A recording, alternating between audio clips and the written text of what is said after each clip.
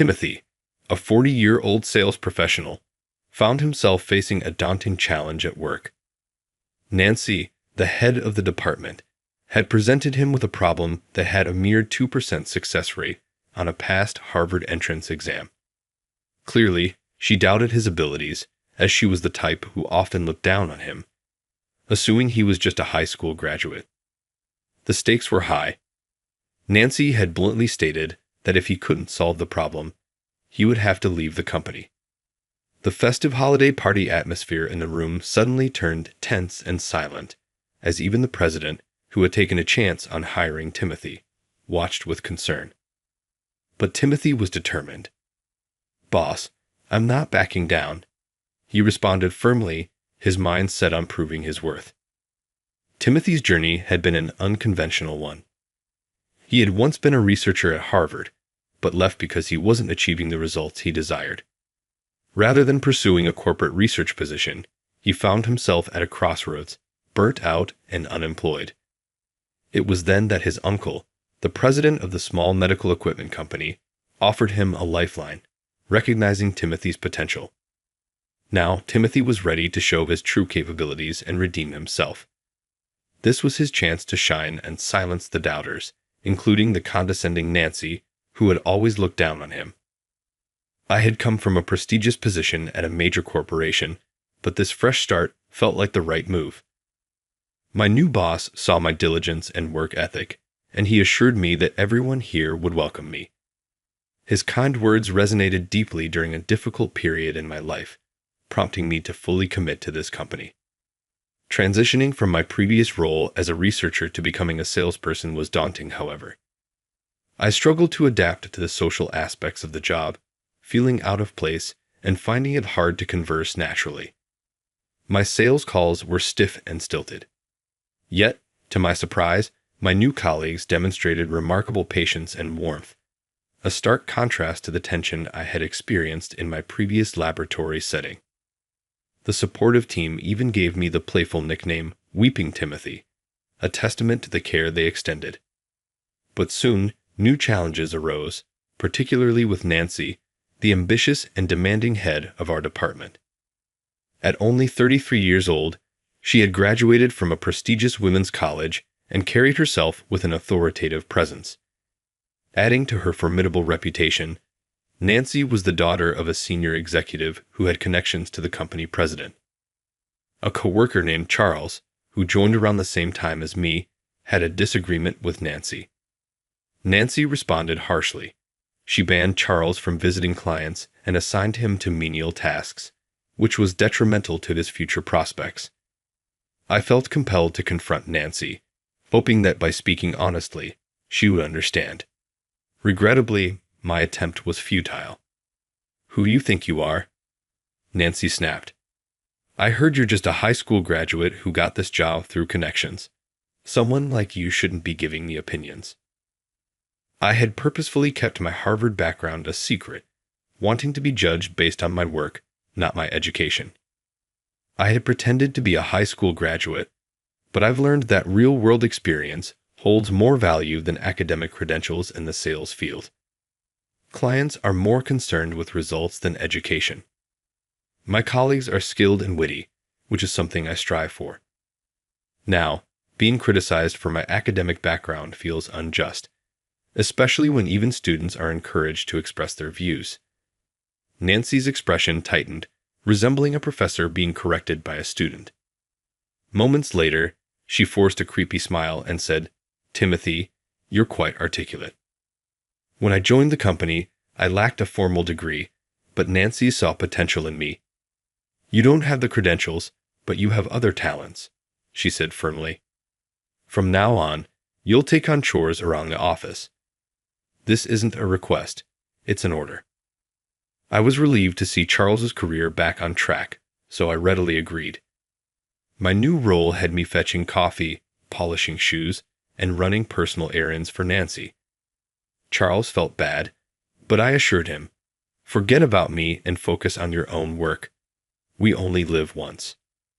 It was ironic, coming from someone who had once abandoned a first career for a second chance. As the year drew to a close, the annual company party arrived. These events always brought back fond memories from my student days, a stark contrast to the research-driven culture of my previous lab.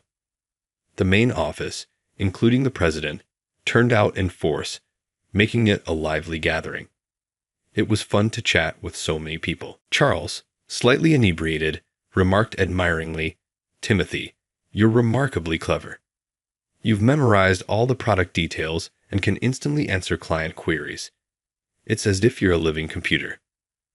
I wondered why our knowledge levels differed so vastly, even though we both started at the same time. While math has always been my strong suit, I struggle with writing, history, and singing. I tried to brush it off casually, but Nancy interjected. "Timothy, are you proficient in mathematics? I'll present you with a problem to solve. If you can't crack it, you'll have to leave the company." A hush fell over the group as they exchanged concerned glances.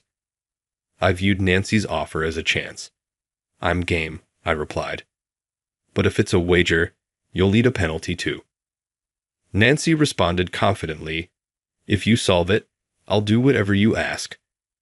Her self-assurance reignited a spark of my former ambition, the drive to achieve greatness and earn accolades. Nancy wrote an equation on the whiteboard, taken from a past Harvard entrance exam for the sciences, designed to stump applicants. Handing me the black marker, she said with a smug grin, "Good luck." I never anticipated she'd pull out a question from a former Harvard entrance exam. I stood before the whiteboard, feeling the weight of the situation. I noticed the president's concerned expression, but I knew I couldn't rely on him. This was my challenge to overcome. Timothy will quit if he can't solve this problem. "Everyone, let's encourage him," Nancy announced, prompting a stir among the group. The president began to speak, but I cut him off. "Boss, I'm not backing down today." In just 3 seconds, I found the answer, having solved a similar problem on a Harvard entrance exam long ago. "You've been through a lot," the president said after I presented my solution, referring not only to my decision to leave my research career, but also to a specific past event. When I started graduate school, I finally dedicated myself to research. It was then that I met Maria Anderson, a piano student at NYU's renowned arts division. If Harvard is the pinnacle of academia, then NYU's arts program is the peak of the arts world. I first encountered Maria at a piano bar, where a friend had taken me. Despite my limited musical knowledge, I was captivated by her performance, realizing that there are people with truly exceptional talents. Whenever I take the stage, your face in the crowd catches my eye. The way you listen, so captivated by the music, tells me you find joy in my performances. I'd appreciate your constant support and the passion you bring to every show. Your presence means more to me than you know." Her gratitude surprised me. I'd thought that people with great artistic talent would be more arrogant. I thought it was okay to be a bit selfish if you had the power to captivate the public. But Maria's performances were worth that much. "I should be the one thanking you. Lately, I've been feeling incredibly fulfilled because of you." She laughed and said, "That's an exaggeration." That was the start of a deeper connection between Maria and me. Maria had been playing piano since she was 2 years old. At that age, I wasn't thinking about research at all. I've come to realize that artists are born, not made. Despite our different backgrounds, upbringings, and talents, we shared a deep love and trust. I used to think that someone smart enough to get into Harvard wouldn't appreciate music. But that's not true. I admire artistic talent because it's something I lack. Plus, while I'm researching things that don't yet exist, Maria's music makes me feel like I can achieve the impossible. Maria gave a sad smile and said, "Thank you. The only people who ever say that are you and my grandma." "Your grandma?" I asked, surprised. "Yes, she always praised my piano playing. My mom is strict and never gave me praise. But thanks to my grandma, I kept playing. She passed away last year." "I'm sorry to hear that," I said. But now I have someone else who praises my piano playing so I can keep going. At this time, Maria was considering quitting the piano. Even though she was at university surrounded by exceptional talents, she had lost her confidence. Her piano playing became even more magnificent, filled with a strength and healing quality that energized me just by listening. I thought no one else in the world could play like Maria. She won the university's piano competition and aimed for international contests. Her success thrilled me.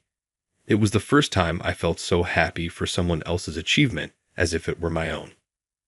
Meeting her brought color to my previously dull, research-focused life. Maria left her piano bar job and dedicated all her time to practice. Meanwhile, I finished my master's program and was deciding whether to pursue a FD. This led to a conflict with my parents. They wanted me to consider my future and join a major corporation. I was nearing 30, and they were right. Most people would get a job after finishing their masters.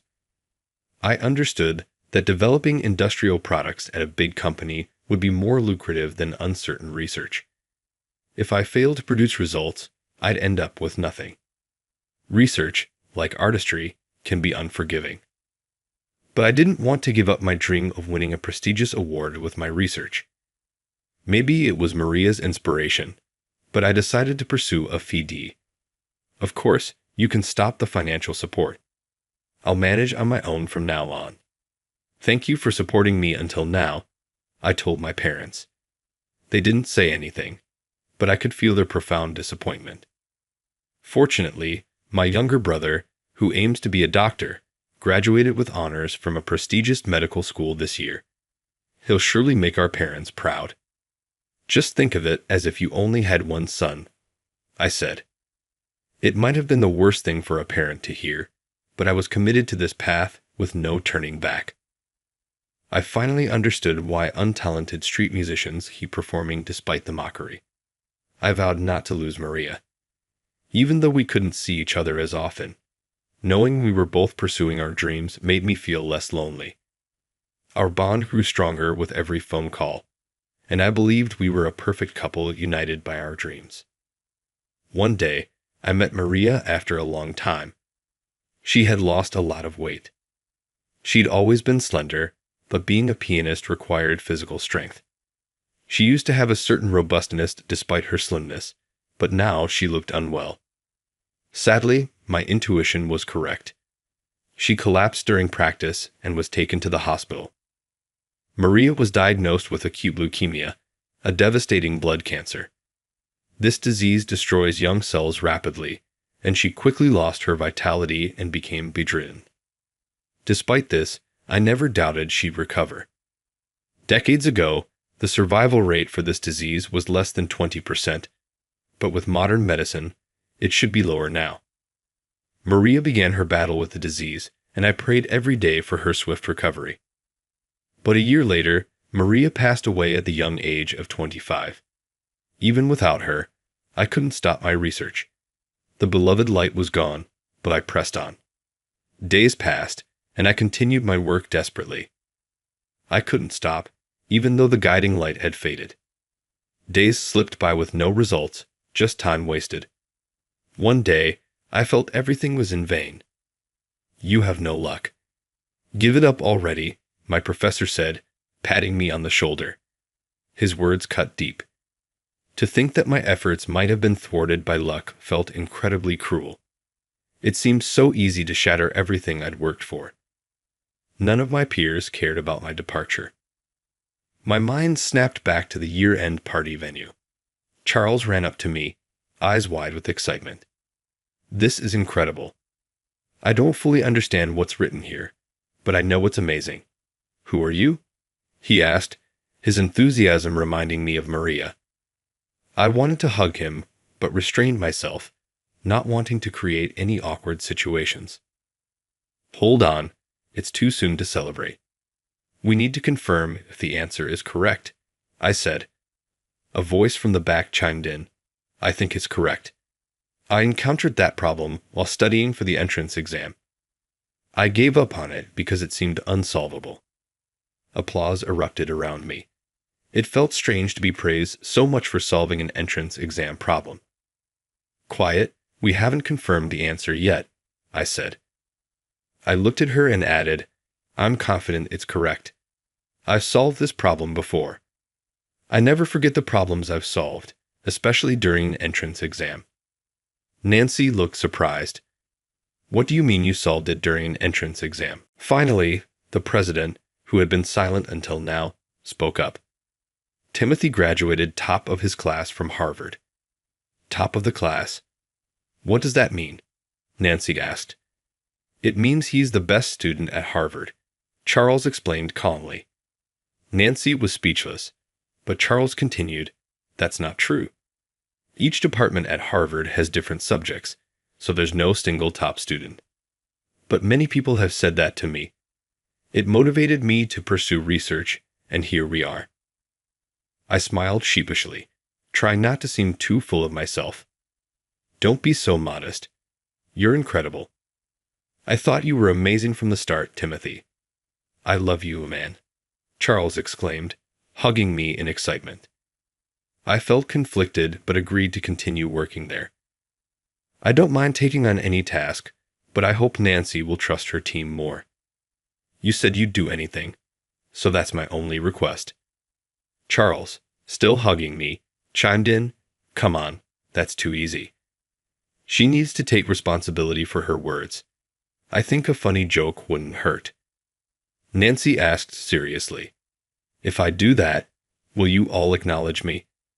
As the new department head, she struggled with being accepted and didn't know how to connect with her team, making her come off as intimidating.